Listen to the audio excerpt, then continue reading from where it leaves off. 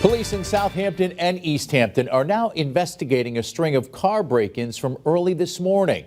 Thanks everyone for joining us on this Tuesday. Welcome to Western Mass News at 10 on Fox 6. I'm Chris Pisano.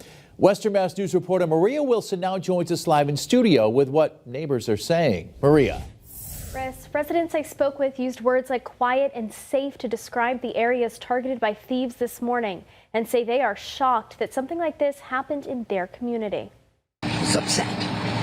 Very upsetting and scary. Susan Haberman's son lives in one of the Easthampton neighborhoods targeted by car thieves Tuesday morning. And there was break-ins and quite a few cars that were broken into. Western Mass News learned a number of cars were broken into in Easthampton early Tuesday morning, sparking this simple message from local police: lock up. Easthampton Police Sergeant Chad Alexander tells us cars were targeted on Campbell Drive and Pomeroy Street. He says thieves took items like laptops, wallets, and other valuables, all left in plain sight.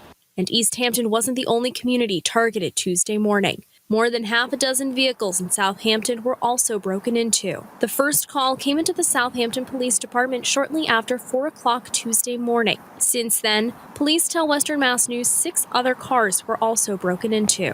The common thread between all the crimes: every car was unlocked and parked in a driveway. Lieutenant Mark Groberg from the Southampton Police Department says one of those cars, a 2017 BMW, was stolen. Lieutenant Groberg says the following streets were targeted: Gunn Road, Line Street, Eastwood Drive, and Cook Road. Bolin Hayland says he grew up in the area and is in disbelief his town would be targeted. It's not common out here. You don't hear too much trouble out here. There's a couple stories once a year, like car got broken into, they caught him. Haberman is now asking police to do what they can to find who's responsible. Everybody works hard for what they have.